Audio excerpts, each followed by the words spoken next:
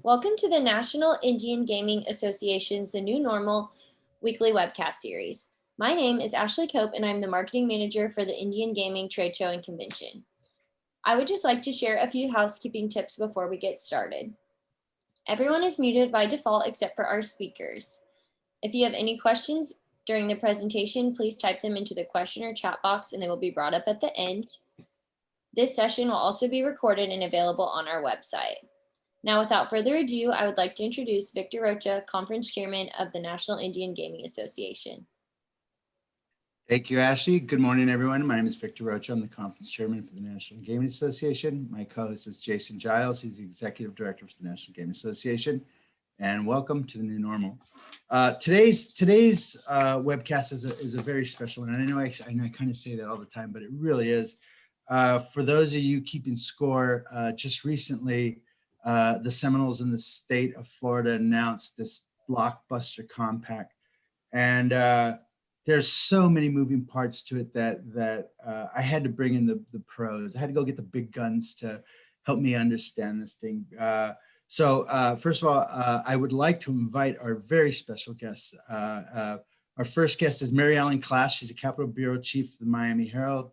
And our friend is our dear friend, James Kilsby. He's a Chief Analyst and VP US VIXIO GamblingCompliance. Dear friend of mine, analyst. I've known him for a very long time. Mary Ellen is a new guest. And before we went on, we were both flattering her with our admiration and comparing her to Woodward and Bernstein and Jack Anderson. I hope we didn't lay too much pressure on you, Mary Ellen, so welcome. Yeah, thank you. Good to be here.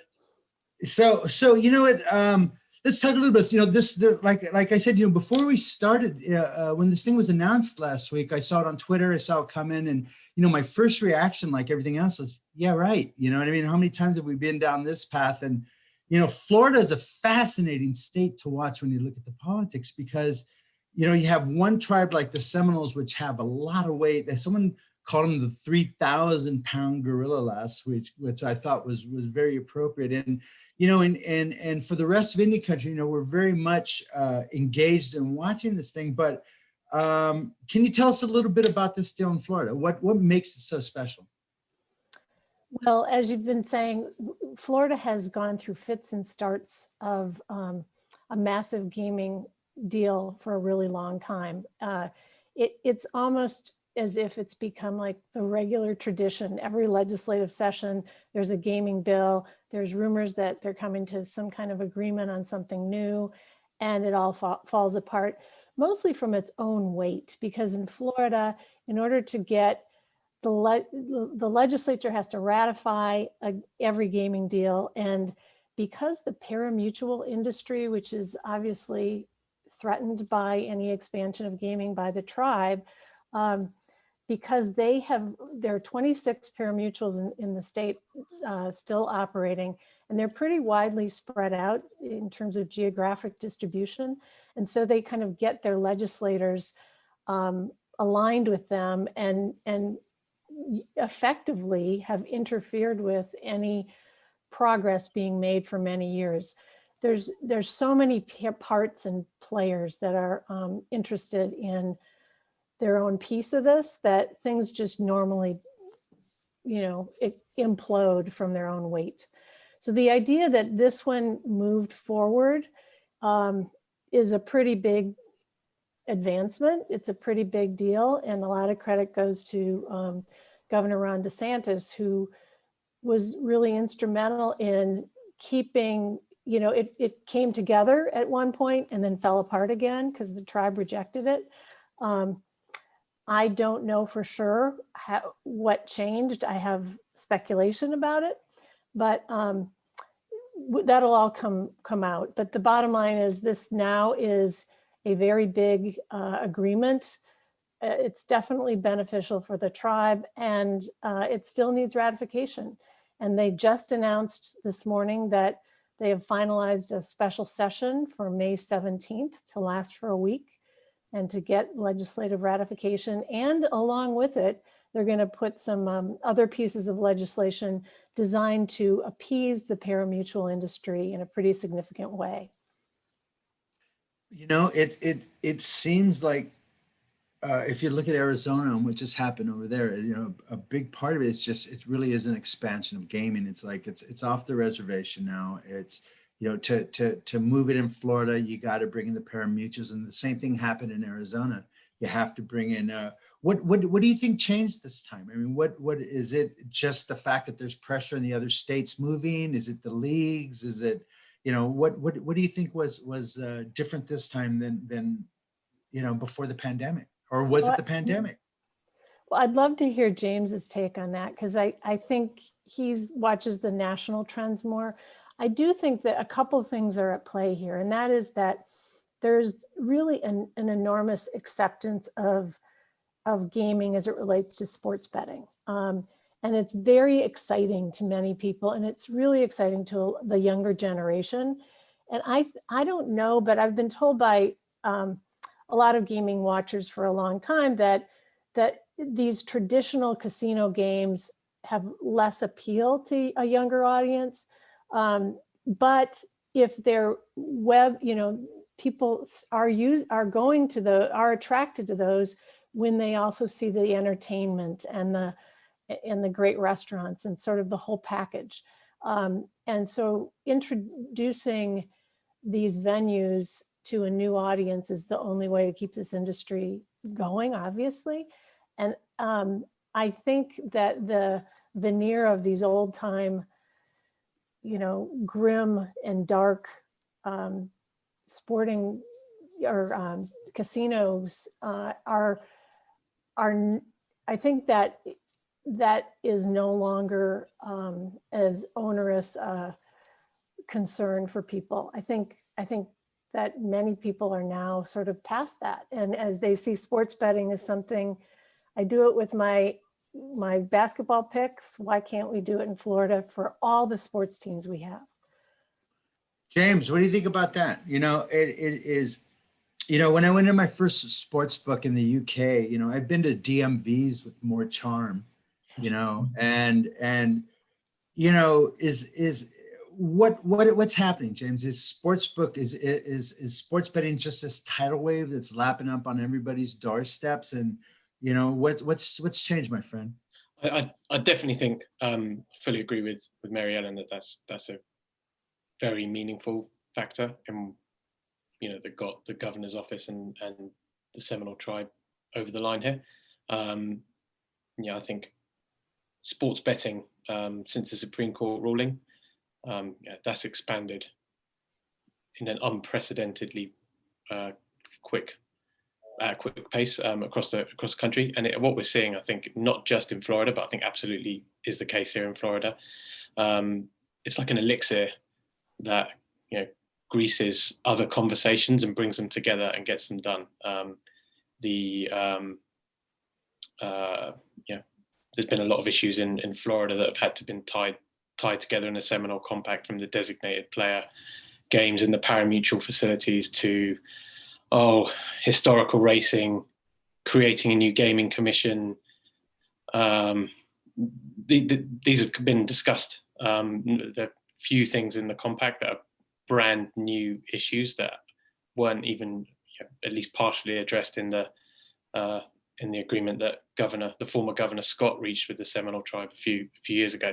And the new thing is sports betting. That's become possible, and we've seen that it is a very much a catalyst for deal making. We've seen it in the tribal gaming context here in Florida, and seen it elsewhere. Illinois is a very good example. Not a state with tribal gaming, but similar in the sense that casino expansion, bringing a casino to Chicago and allowing the racetracks to have slot machines. That was a little bit like a movie on repeat, just like Florida, where every year it came up, this was going to be the year, never was the year. But throwing sports betting into the mix, you had just the different parties and popular support to get sports betting done was a key factor in both Illinois and probably in Florida, I think, as well.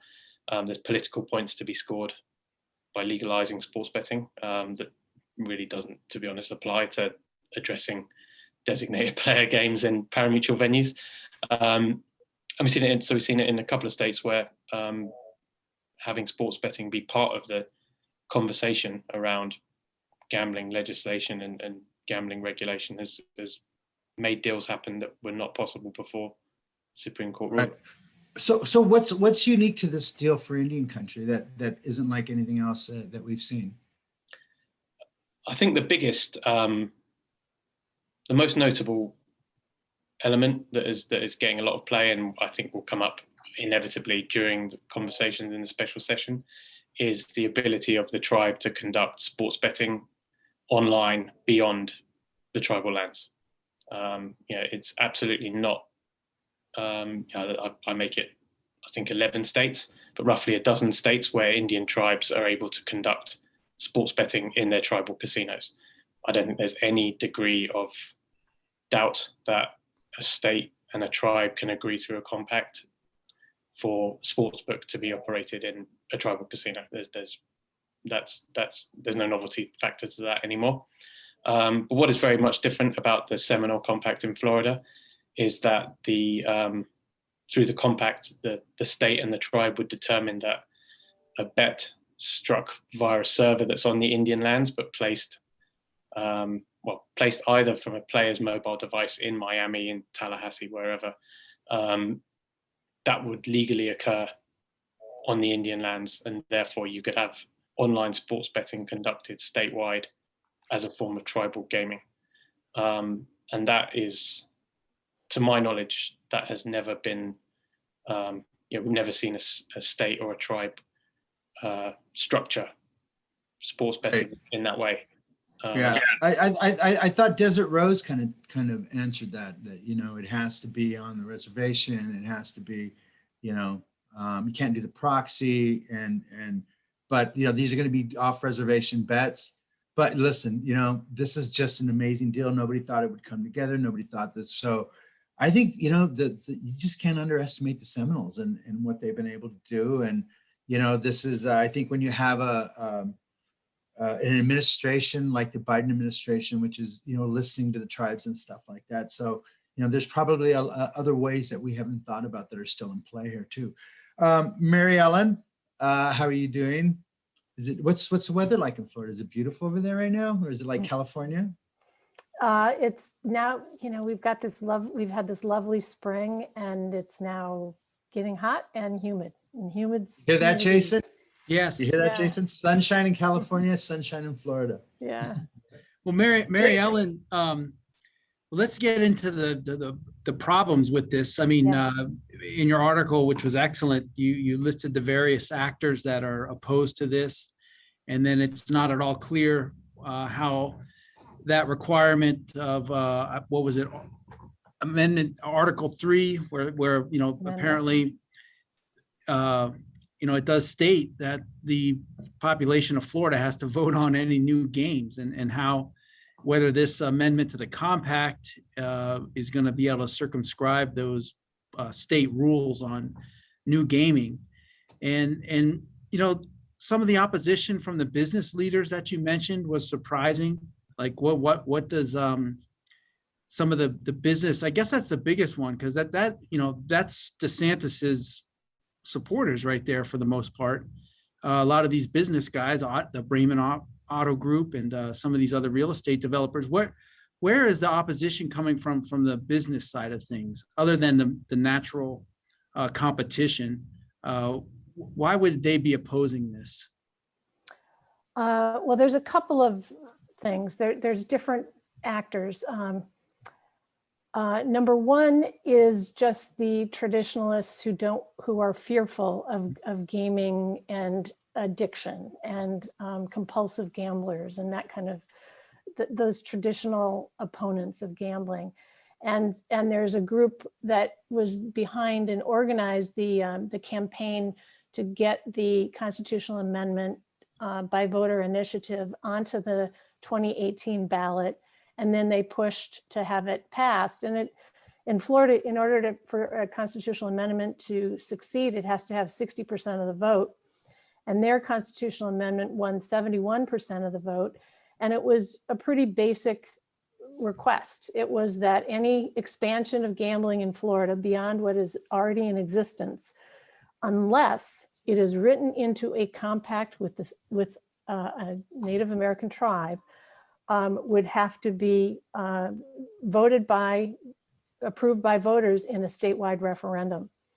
So as you talk about the shrewdness of the Seminole tribe, they got behind this initiative. And Disney. But let me add, yes, but the other traditional opponents, who are the big tourist meccas, the Disney and the MGMs, also were behind this and financed it heavily. Now, with sports betting, it raises a new question in my mind, and that is Disney owns ESPN.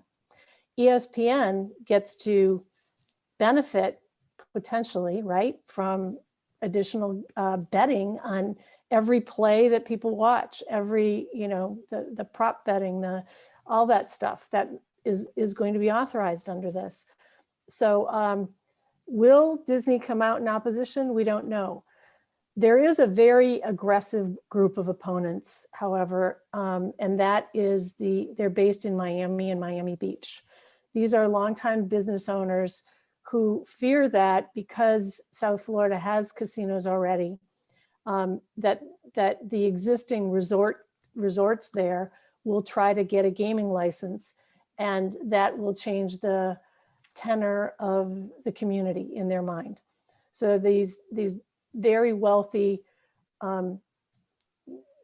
giants in the community are backing and opposed to the expansion of this, and they have already vowed to take it to court and using the existing constitutional amendment as any expansion. The very predicate that James described, which is that the reason that makes this unique is that mobile sports betting is all going to be allowed from a server on tribal lands, and anybody in Florida can be sitting on their couch and being able to place a bet. So I think that is going to be the argument that they use, that's not what was intended by voters when they said they wanted to, that's the kind of expansion that voters should have to approve in a referendum. I think it's an open question as to whether voters would oppose it if it was a referendum, but they're obviously not going to want to delay, and they want to see this take effect without having to do that. That's interesting because, the Department of Interior could conclude this on a federal regulatory basis. So, but James, this is very interesting. It does, when you sit down and read the compact and you see how they did this, and they had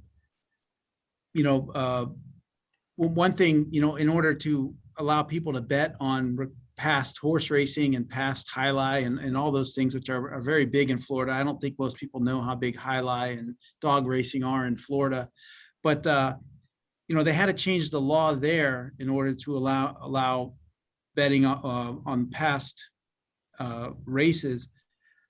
It does seem, the legislature didn't take it up in the regular session.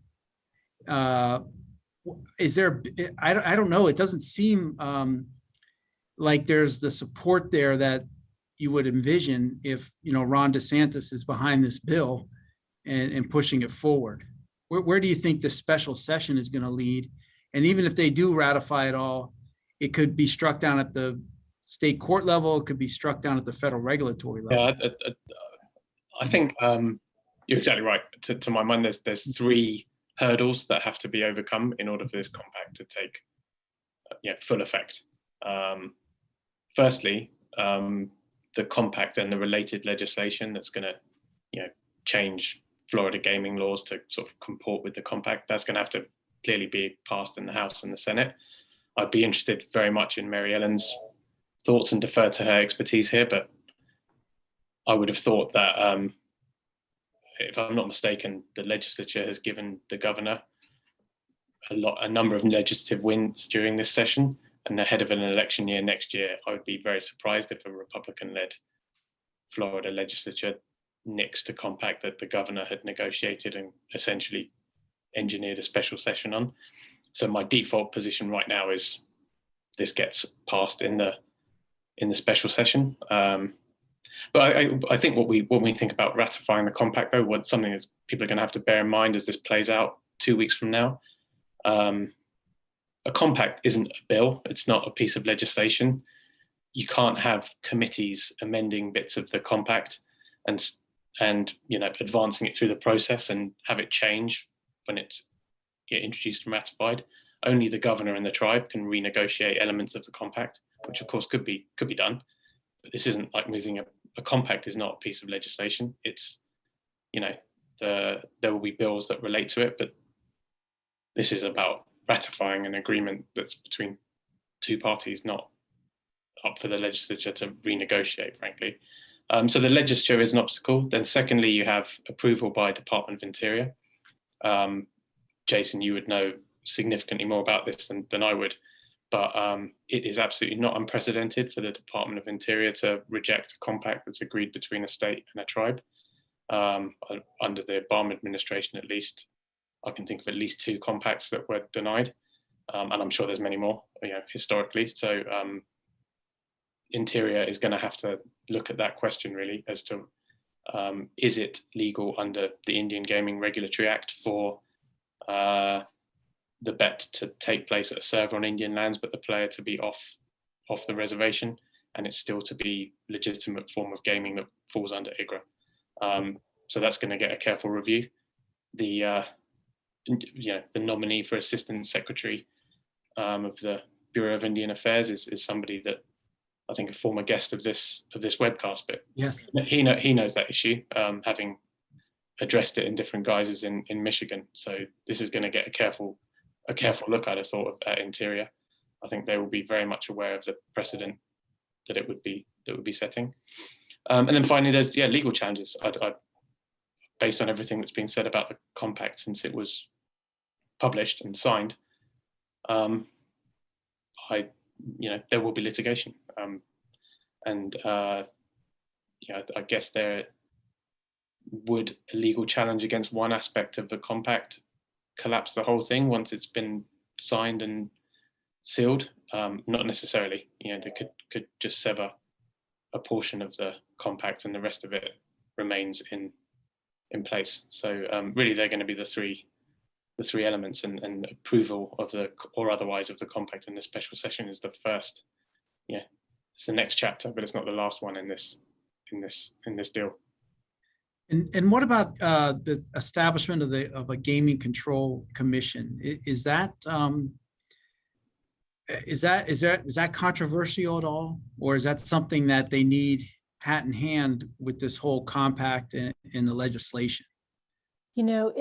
Florida's never considered itself a major gaming state when it is, and that's probably because we have sort of this patchwork quilt of regulation. There's regulation within the Division of Parimutuel Wagering. There's regulation at the Attorney General's office, and then there's local regulation or local enforcement of existing casino and parimutuel licensing issues. It's not housed in any one place, which many smaller states have done. And so there's long been a push to try and piece it all together and put it into an organized, sophisticated gaming control commission. But I also see that, because I'm a little bit of a skeptical journalist, it's also an opportunity for little deals to be cut. Who's going to sit on that gaming commission? Who are going to be who's going to have authority? The fine print of how that is fleshed out is unknown to us, because what we have is just a bill that was it was just a marker to hold its place during the regular session, and now we'll see this really be hashed out right now. But I think that it's part of the deal, and I don't think I have any idea of what all the deals behind it are. I think that it's one of the things that they are moving forward on, and it makes some sense. Florida really needs to modernize its gaming regulation, especially if we're going to move forward with something as big as this.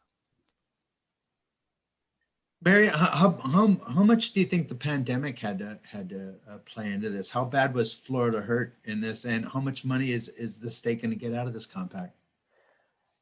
Well, the minimum guarantee is $500 million a year in revenue, and that is just from the compact itself. Now, the tribe has said it's going to be okay with decoupling live racing for these pari-mutuels and slot casinos, and that will allow them to have more flexibility, build new facilities, move their licenses to other places within their counties, and really capitalize on the sports betting skin that they're going to be allowed to have, which is at 60. When the tribe gets 40% of any bets placed through a pari-mutuel, but the pari-mutuel gets 60%. You guys know better than I whether that's a lot of money or not, but they do get a piece of it. So that all will be part of how this comes down. Wow. And that's the part that kind of blew my mind, is the fact that they get 40%. James, I haven't seen anything else like this in Indian country. Have you? On the sports betting element of it, no. This would be a new structure, and thinking of it sort of less about Florida and less about Indian gaming than sports betting specifically. Florida is, my interpretation of the compact is this is going to be a unique market because it's tribal, it's sports betting as a form of tribal gaming under IGRA. If we think about New Jersey as a common reference point in sports betting, but for obvious reasons, you do have skins where the casino in Atlantic City is the primary license holder, and DraftKings and FanDuel and Bet365 and various other brands operate as skins under the license of the Atlantic City casino. But Florida is going to be different to that because if you look at the language of the compact, it's quite clear that these are the tribe's platforms that the pari-mutuels and their partners would be operating on. And the return, the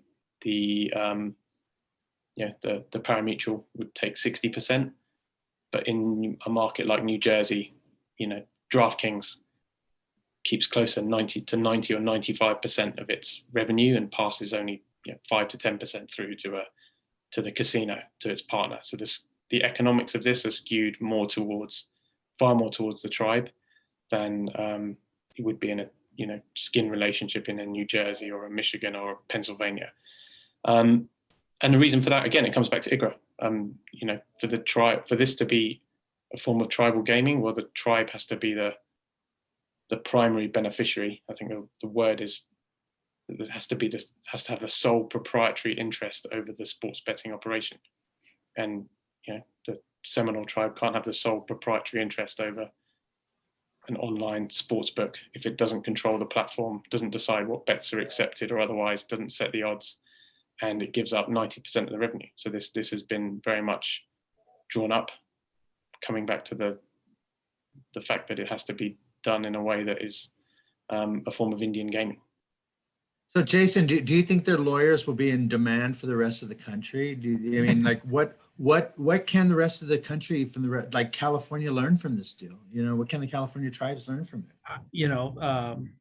Florida in the past has proven itself to be very, local and unique unto itself. And so I'm not sure what we can grasp out of this. Just the way this whole deal was structured and passed, and knowing that there's a a requirement out there that, new gaming has to be approved by the citizens, and to try to circumvent that by just saying, well, it's part of a existing gaming compact. I mean, that doesn't really, I don't know how they're gonna present that argument, but come on, we've seen from presidential elections to all sorts of, even during this pandemic, Florida's done it their own way. Mary Ellen, he went there, Mary Ellen. Well, look, Florida's fine with, they're fine with carrying, asked her how Florida's done during the pandemic. It looks like they've done great, and they're content with 5,000 new cases a day, for perpetuity, I guess, till everybody gets it. But they didn't stop anything down there, and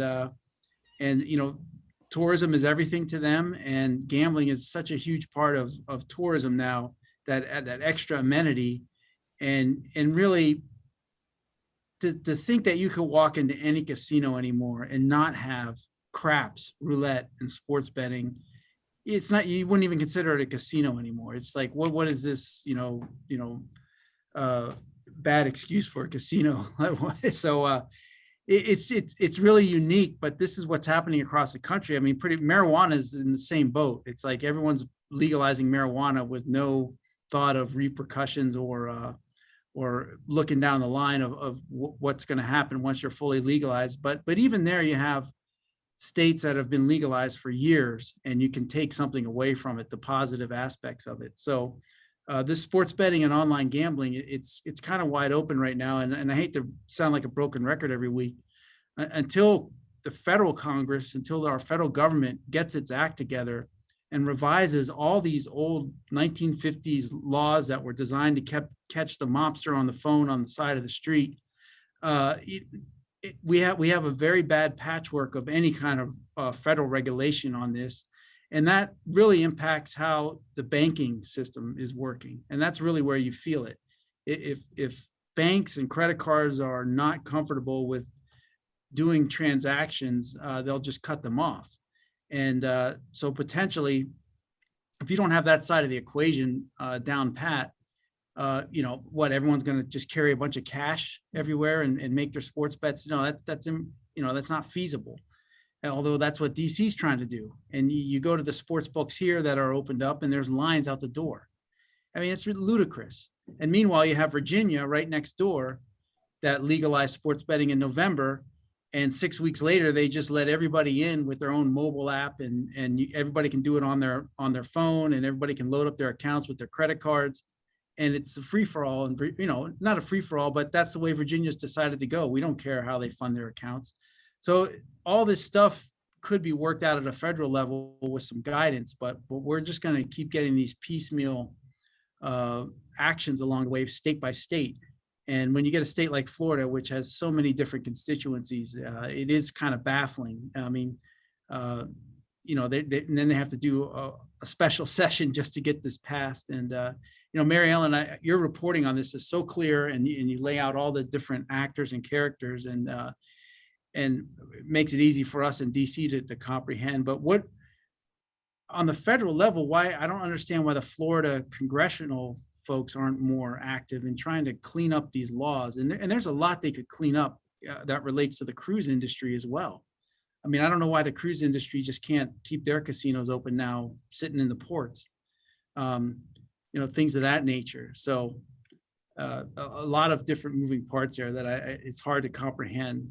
Really good questions. Yeah. That's something I haven't, we have a former governor who Rick Scott is now a US Senator, and he's intimately aware of these issues because he negotiated the last compact. And yeah, I think you raise a really good point that there doesn't, we've watched it. We obviously watched it with marijuana as well. There doesn't seem to be any national appetite for them to be addressing the smart big picture look at these issues. But we'll see. I think you raise good questions, and reporters need to keep asking them. Right. Jason brings up something really interesting, which is about the stakeholders in Florida. And it's the same thing the tribes are seeing across the country. There's a lot of new players. like you said, with this constitutional amendment, what was amazing to watch it in 2018 was to see that the tribes and Disney were behind it. Now, do you think this is coming back to bite them? The fact that they supported it and now, they want to expand and, they have to take it for the people, or is this tailor-made for them, the messaging and the marketing and stuff like that? I always felt that they saw it as an advantage, and that if they needed to go back, that they knew how to message and get to the people and stuff like that. So. Yeah. It's a really good question. I think something that Jason raised that's really interesting too is why didn't they do this in the regular session? Why do they need a special session? And all of those, I think there's nothing. The Seminole tribe has so much money, such a long list of advisors, pollsters, political consultants, as well as legal consultants. I think there's no accident here. They know exactly what they tried to do. I think the reason things fell apart early is that there was a reluctance to do the mobile sports betting statewide. They were going to do the retail sports betting as it is in other states, and the tribe walked away. And I don't think I think the governor didn't care enough to make that be an issue that stopped it. And so my theory is, and I don't know this for sure, but I think that's what initially led things to break down. And that's what, when the governor gave them sports betting on tribal land that made this unprecedented, that's what sealed the deal. We'll see if that plays out. But I think what you guys talk about, and that is that there's this possibility that the tribe, I don't think their analysis is that this is going to run into trouble. I think they think that if the courts go against them, then and they have to take it to a statewide referendum, I think they're confident with that. But I also think they're more confident that the courts, especially those that have been recently, the Florida Supreme Court, for which Ron DeSantis had 4 appointments out of the 9 justices. I mean, the 7 justices, he has the majority of appointees. I think they're feeling like they can defend what they did with this constitutional amendment, and that this will fit into it. The bigger wild card may be the National Indian Gaming Commission. I don't know. That may be the one place they have the least control over. Yeah, and Victor, to Mary Ellen's point, from a National Indian Gaming Association perspective, where we deal with federal agencies all the time, one of the things we would prefer them not to be doing is making gambling rulings on something they simply just don't know anything about.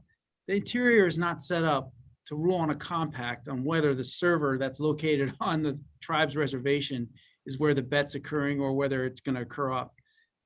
It's hard to me to see them evaluating this compact and then rejecting it based upon that kind of analysis. I mean, and that's what worries me. And I'm sure you can bet, and as you pointed out, James, a lot of these folks that were there under Obama, some of them are back.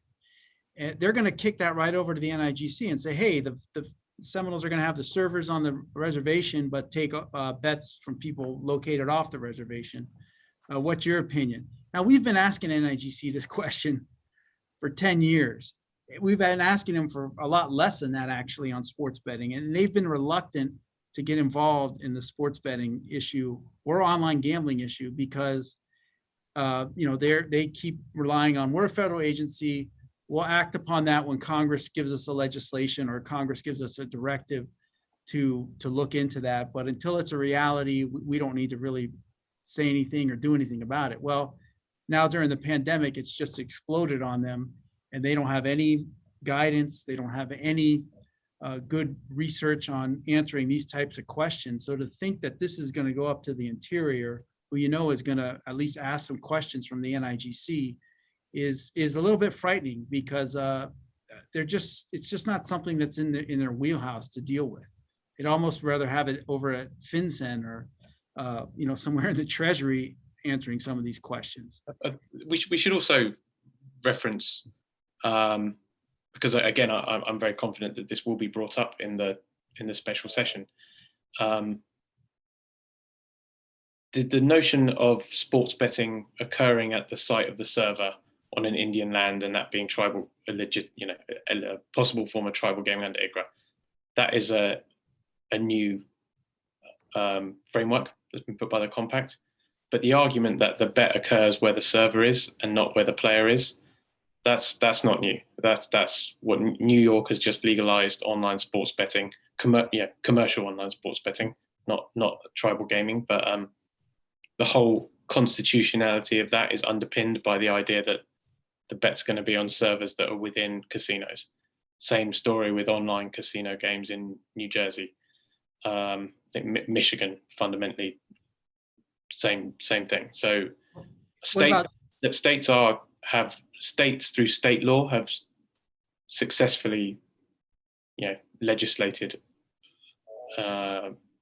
legislated that into reality. So it's just the difference is that we're talking IGRA and we're talking a compact with the federal layer of approval that comes with that. That's what's different here.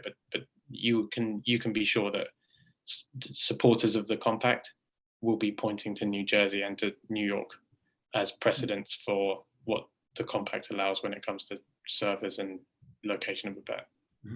Yeah, and in New Jersey, when that whole thing was going down, that was a big deal in the very beginning, was that the servers were where the casinos were placed, and the tribes took that as the lead, so it's been very important in tribal gaming for this, but it hasn't been tested yet. Yeah, no, because you're talking state law in New York and New Jersey, whereas we're talking federal law here.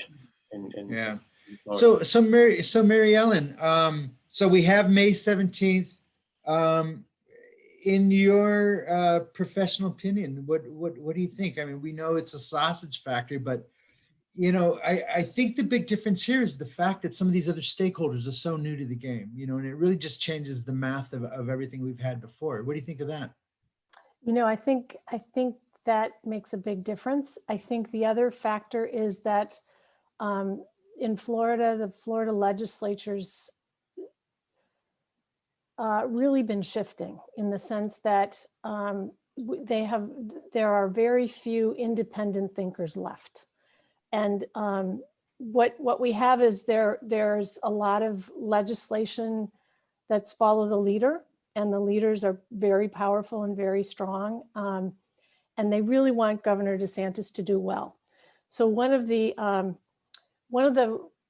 golden rules of special sessions in Florida, at least, is that you don't call one unless you have the votes to pass what you're seeking. So I don't think there will be any surprise. I think we will see that this will go through. Now, we do have some precedent for the legislature going back and saying, we don't like this piece of the compact, we want you to renegotiate it, come back and redo it. And then they'd have to wait for the next session or call yet another special session and fix it. However, I don't see that happening.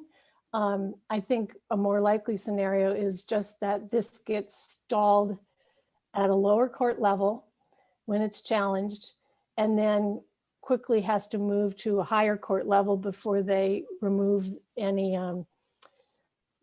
anything that puts a temporary hold on it.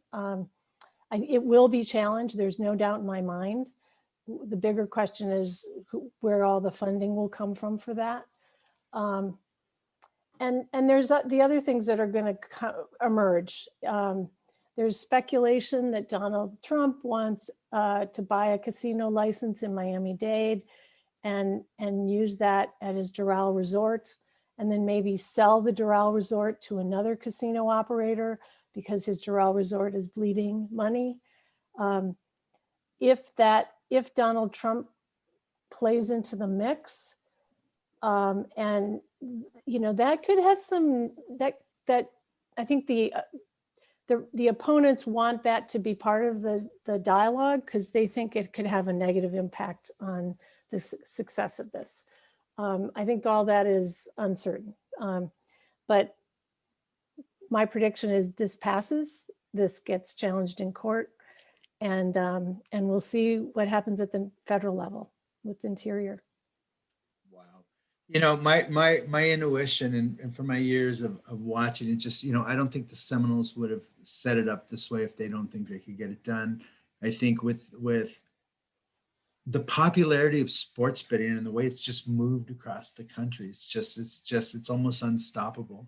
So, you know, the fact that the Seminoles set it up the way they did, the fact they have their finger in every pie is just absolutely phenomenal. Their lawyers and their tribal council need to be commended for putting such an amazing deal together. But as you said, you know, we still have a ways to go to see if it gets done. But you know, it's going to be a template for some of the other tribes in some of the other states. It'll be interesting to see what happens in California, what the lessons are going to be learned here. In California, we're getting ready to do a constitutional amendment for the tribes. We'll find out. We should know pretty soon, right, James? We should know sometime this week or next week now, right? I'm not sure of the exact deadline, but yeah, we should know very soon whether that's qualified. And you would know more than I would, Victor, but I'm assuming similar to the Seminole tribe, the coalition, Pechanga and other tribes, yeah, they put. You know, we have some questions here. Haven't started the application for that to not get the ballot, so I'm assuming that absolutely that's going to qualify for the ballot. Shall we do shall we bet on it? Maybe do a little office poll or something like that. We could do. Yeah. You know, we have some questions here that I want to get to. Mary Ellen, I think this might be a good one for you. It said the leagues were kept out of this in sports betting. Do you think they will have any influence for a change? You know, now, and Florida's a big sports betting, you know, big sports crazy state too. Yeah, it is. There's so many sports teams that have the potential to be, but the initial read is that they're supportive of this. So I know that there was originally talk that they would be able to have sports betting at stadiums and arenas and so forth. It doesn't look like that's part of the deal. So yeah, that could be, you know, if they have enough clout. I haven't heard that that's something they're concerned about. So we'll see. Yeah.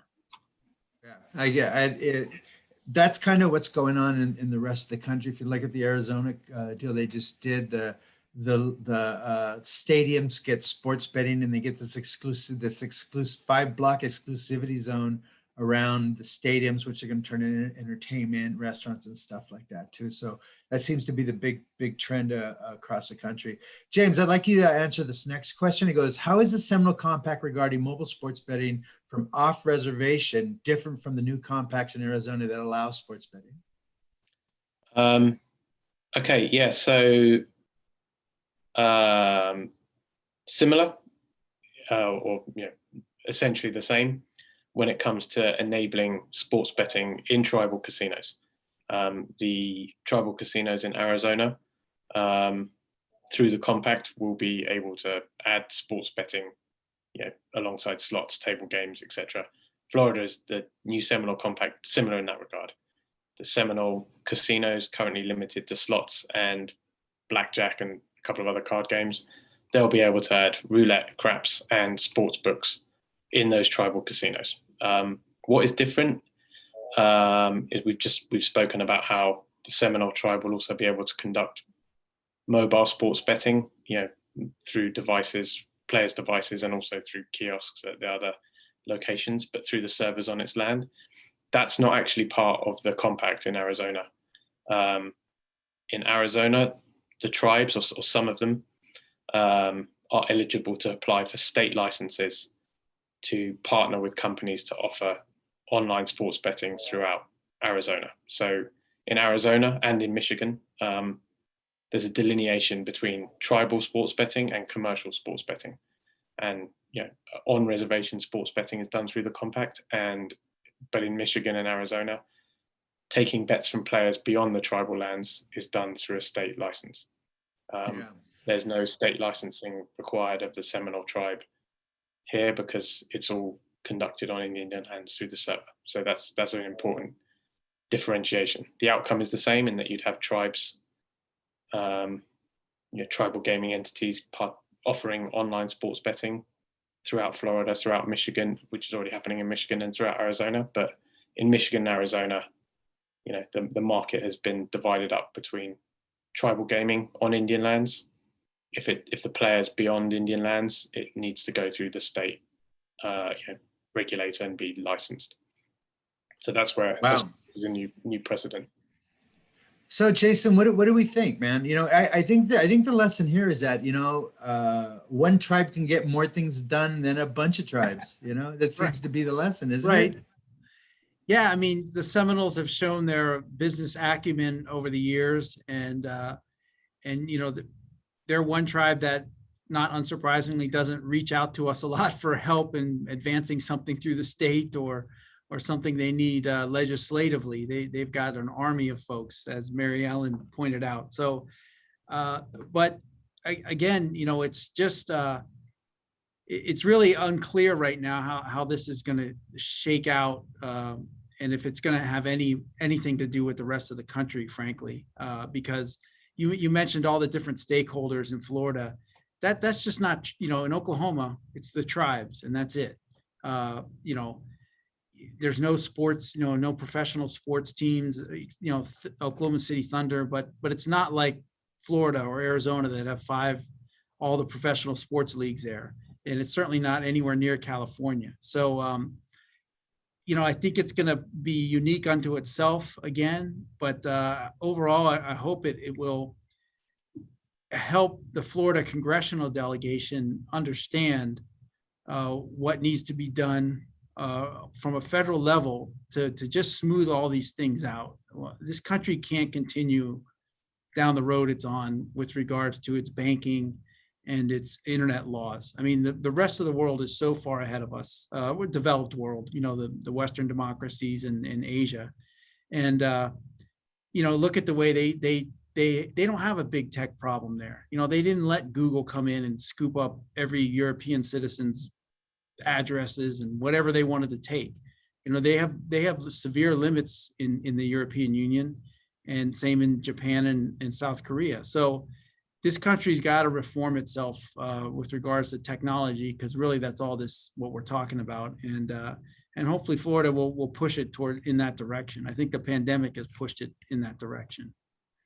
I think if the Seminoles are successful in this deal, I think you'll see more of this with the tribes that have that type of influence. But I think it really is unique because it is a single tribe with more influence than any other tribes in the rest of the country on their state. You know, so in California, you're dealing with 100 tribes dealing with sports betting. So how that works out is still yet to be determined. But you know, I think Florida is definitely a bellwether state. You know, I don't think it's so unique that the lessons here can be learned around the rest of the country, especially for tribal gaming.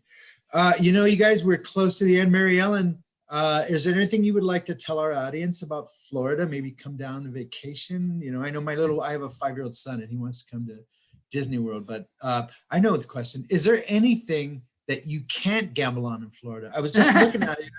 There's motorsports, there's sporting events, there's Olympic contests. So what can't you gamble on in Florida?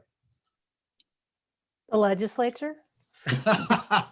Actually, you know that's... what? I got a feeling that this gray market website's already taking bets on that. Yeah, I think you're probably right. Yeah, a lot of people already have. So yeah. Good question. James, this thing is so unique, man. You know what I mean? You know, when it came down, we were all our minds were blown. I mean, we were blown from Arizona the week before, and then, you know, the rest, our left side of our brain goes out the side of our head too. So, the way this thing's going out. What do you think, brother? What do you? It's you know, I heard what you said, but what do you think? I thought I'd seen this movie before, just as Mary Ellen alluded to. Every year you could set your calendar by the late mid-April. Oh, there's talk of another Seminole compact deal. Oh, what a surprise! It didn't come together, and I was surprised that this has come together this year. And you've asked about the pandemic. I thought there was a scenario where there would be a new Seminole compact because the money on offer to the state legislature was, there on the table to be. Like $6 billion over 10 years, right? Is that right? Yeah, I think that's the estimate, and a guarantee of $2.5 billion over 5 years. That's $500 million a year. That's a lot of money. And then when, obviously the economics, the budgetary situation in Florida, if I'm not mistaken, by no means as bad as was feared middle of last year. And then you had the new federal stimulus package on top of that. I thought that was game over. I just thought the budgetary need is not going to be there to get something as complex as the Seminole Compact, have that come together. And so I was taken by surprise. This felt like a movie I'd seen before, but with a different ending. Well, I can't wait for Mary Ellen's book. You know what I mean? If her writing is that great, listen, I'll be first in line. It's just such an amazing tale, such an amazing story of power and influence and timing and pandemics and the whole thing with the Dorel and Fountain. Was it Fountain Blue that wanted a license too, or something like Fountain Blue wanted a license? And it's just absolutely mind blowing to watch Florida. But I think, go ahead. If we still have time, I was going to ask Mary Ellen about something we haven't spoken about, and I don't think many people seem to be speaking about, partly because of sports betting. It's the headline feature of this compact, but this would also allow for the tribe to develop 3 new casino resorts on its land in Hollywood. Yeah. I mean, together with Tampa, Hard Rock Tampa and Hard Rock Hollywood are way up there with the world's most profitable casinos as it is. Outside of Singapore, they're pretty much, certainly I think they're the most profitable in the States. But we could have, if you add 3 more casino resorts to that land in Hollywood, that's that's pretty much maybe not quite half, but that's like a Las Vegas Strip light in South Florida. I think that as a element of this compact and how it would evolve in the future is could be extremely significant. I think that is a really good point. The place they're talking about is this former bingo hall across the street from the giant guitar whose laser, strings are lasers into the air. And you're right, this could be just this enormous entertainment campus. But they are talking, I think, about putting another facility in Tampa. And so that would expand that footprint as well. But you're right, 3 new facilities. And it really is. If that space could be the equivalent of the Las Vegas Strip, Florida maybe overtakes some other states as a gaming. Big question is when does Disney get into gambling? You know what I mean? When does Disney get into gambling? It's just a matter of time, right? Well, they are, Victor. They won't admit it. I mean, just tune on ESPN or any of these, and it's all gambling. They put up the odds all the time now, and this whole veneer of the NFL and Disney trying to stay pure to I don't know who is just kind of ludicrous at this point. So, Jason, we're in the gambling industry, and we've been calling it gaming for 15 years. So it's kind of the same thing. Mary Ellen, thank you so much for coming. When you accepted, I emailed you out of the blue. You didn't know me from Adam, but thank you so much for accepting my invitation. As you know, I'm your biggest fanboy. I love good journalism, and you're a great writer, a great journalist, and it's wonderful to see the craft practice it at the level that you do it. So I hope you're okay with all these compliments that I've been giving you, because I really am a big fan of your work. James, big fan, not as much as Mary Ellen, but we might go a long way. So might be a little fatigue right here or something, And so again, thank you everyone. Thank you for the guests. And again, Mary Ellen, thank you so much. We really appreciate this. Is a amazing deal. I think we scratched the surface, but I think we definitely got to the point that it's very complicated. It's going to be very fascinating and something to watch in the future. So again, thank you very much, Mary Ellen. Thank you very much, pleasure. James. Thanks. And Jason, Thank you, guys. Friend, thank you. And everyone, we'll see you next week. My pleasure. Okay? Thanks. Excellent. Thank Thank you. you. Take care. Bye-bye.